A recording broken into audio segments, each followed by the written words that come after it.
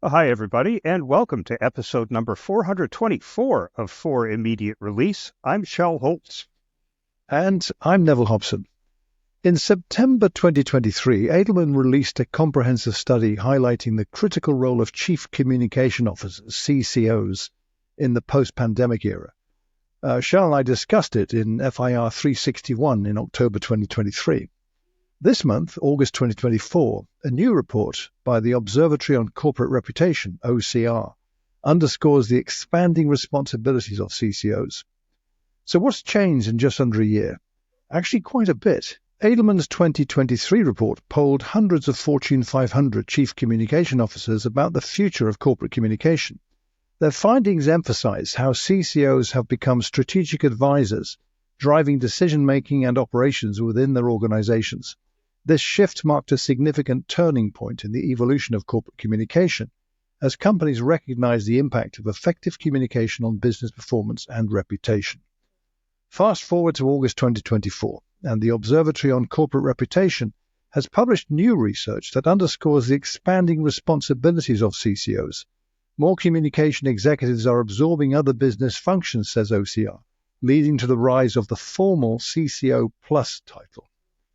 OCR examined Fortune 1000 companies and found that CCO Plus roles have increased by roughly 88% since 2019, outnumbering traditional CCO roles for the first time, with 169 CCO Plus roles compared to 128 traditional CCO roles listed on company leadership pages, up significantly since 2019.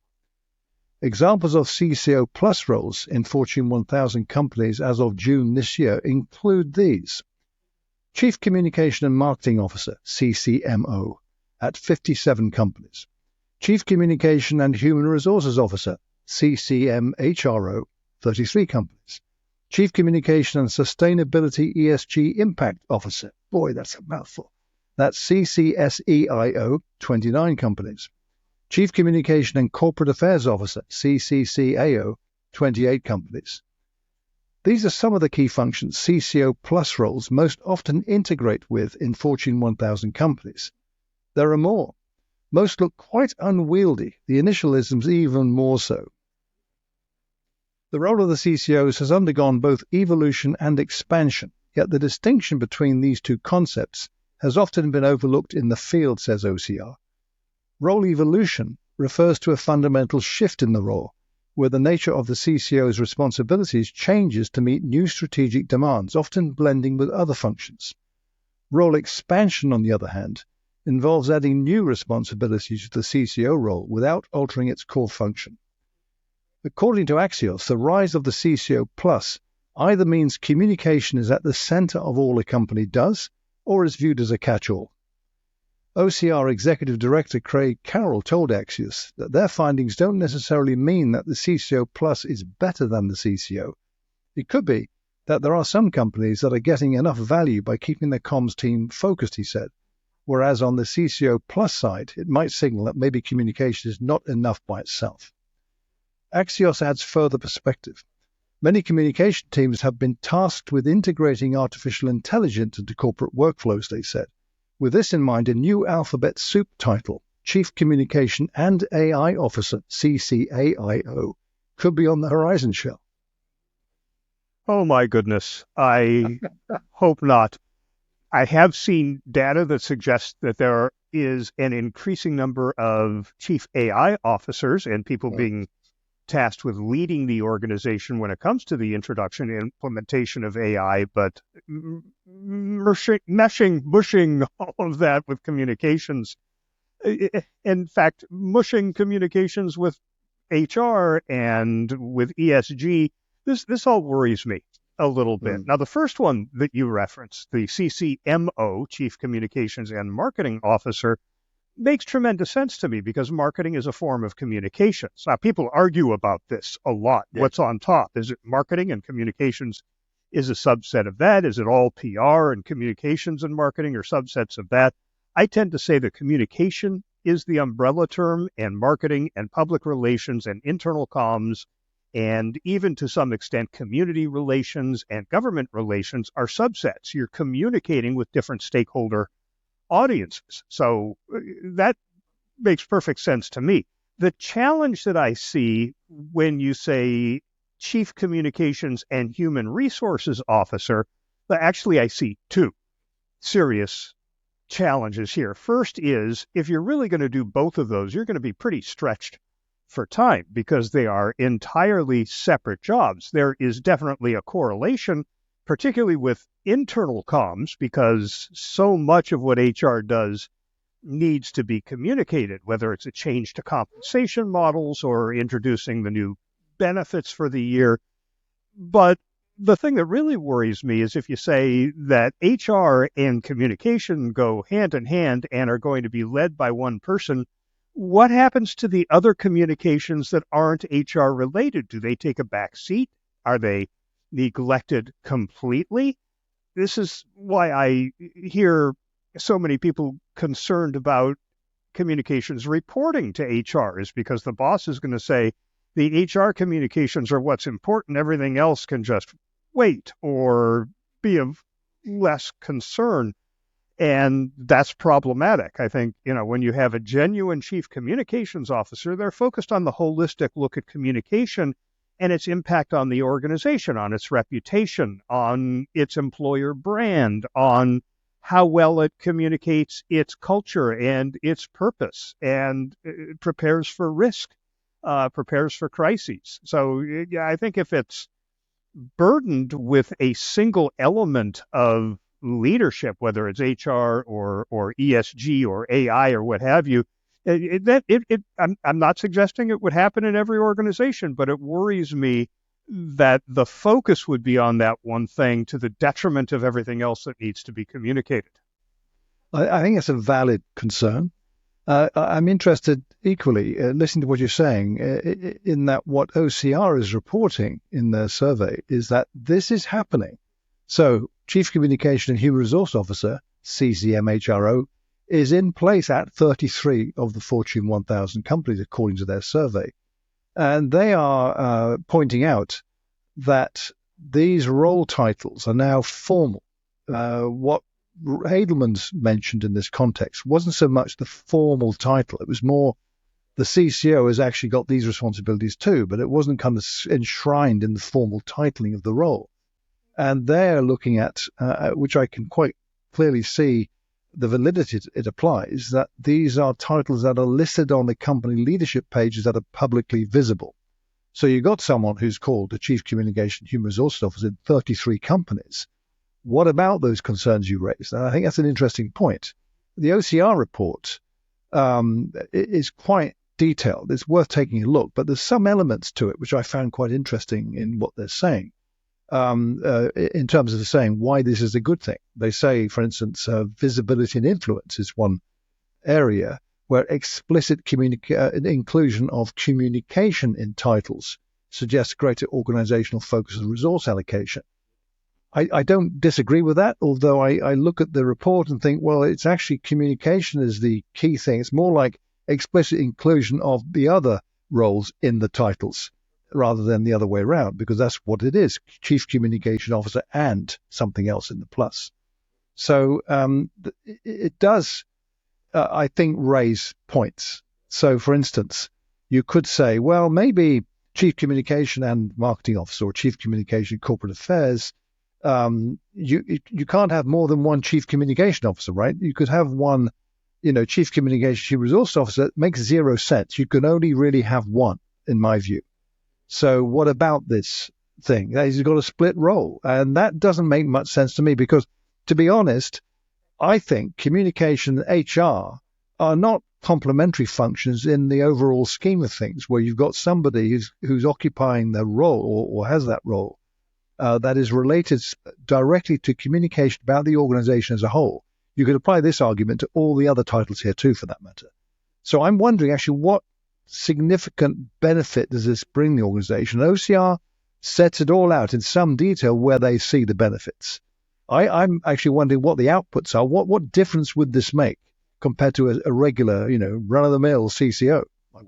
And I'm wondering if it's apples to apples among those several companies that have somebody with that title.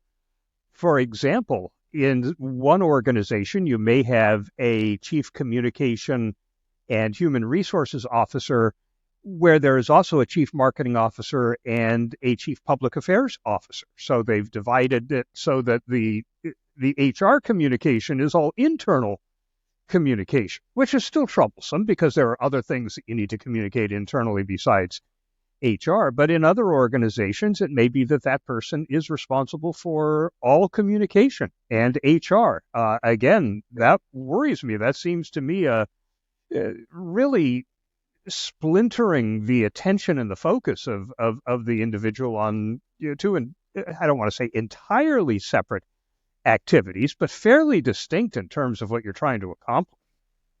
Yeah, I think I would see that myself too, that alarm bell in the sense. I mean, the one that really gets me is, and I'm not saying this is the official title name, this is how OCR is describing it, but the one that is Chief Communication and Sustainability /ESG /Impact Officer.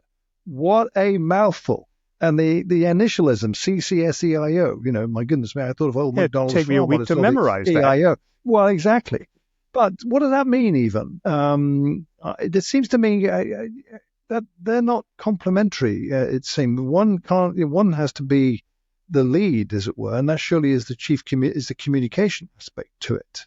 So I'm a bit confused myself at this, and I've read OCR's report. It's a very good, well-presented set of interpretation of data. They've done a very good job in explaining it, so I don't have things I don't understand, except the concept of this. I'm not sure what this adds to blend together these previously separate roles into a single title, if you will. That doesn't seem to me to make it clear that this is a progress. This doesn't look like that to me. This survey, I think, would be far more valuable if they actually conducted interviews with these folks and found out what their responsibilities are. Where do they report? Who reports to them? What departments and teams report to them? Because it seems to me that just looking at a common title doesn't mean that they're all performing the same kind of work. So that's what I would want to see for the next iteration of this study. Because, as I say, right now it just raises more questions for me than it answers. It is a bit troublesome. I mean, they talk about other things. They say highlight the benefits of this role evolution, if you will. I mentioned another one under the heading of talent management. It addresses the point of rising demand for communication leaders with diverse business skills. Oh, I totally get that. Also, they talk about organizational prioritization, explicit titles, elevate communication functions within the corporate hierarchy. I get that too, to help understand. But I'm wondering, would Chief Communications and Sustainability /ESG /Impact Officer fulfill that? Would it answer that? Would it not raise more questions even? Again, to be fair to OCR, we're plucking bits out of it and questioning this. The overall picture, though, I can see the evolution of this or how it's coming about. And it really does follow on from Edelman's 2023 report, which looked at the bigger picture of corporate communication. Now, OCR's also addresses that to a certain extent, although I focused on this in our discussion, certainly on the role of the Chief Communication Officer and now the CCO plus aspect. I like the idea of that, I must admit, but these examples, and these are just some of the examples, there's loads more, don't add clarity to me in being clear about the role and what is the priority, because you can't, well, from the points you were making at the beginning of our conversation today, there must be conflicts here. I just don't see how that could be addressed without, as you said, further understanding based on interviews, perhaps. If I were an investor and I were looking at ESG, there are funds out there that are based on companies that have prioritized ESG, environmental, social, and governance. And I saw that the person who was responsible for that was also responsible for media and internal comms and other communication functions. I would say that this is an organization that is not thoroughly committed to ESG because they are diluting the attention of the person who is responsible for it. If you're going to put somebody in charge of something that important and that touches so many parts of the organization, yeah, I absolutely work with your chief communication officer. I mean, at some point, you're going to want to put out an ESG type report. You're going to want to make sure that people are aware of what your targets are and how you're doing at meeting those targets. But handling both of those, unless you have really well-populated staffs on each side of that, and you can somehow coordinate both of those. But yeah, it doesn't thrill me. I'd want to talk to some of those people with that title and find out exactly what their responsibilities are and how well that's working for them. Yeah, that would make sense.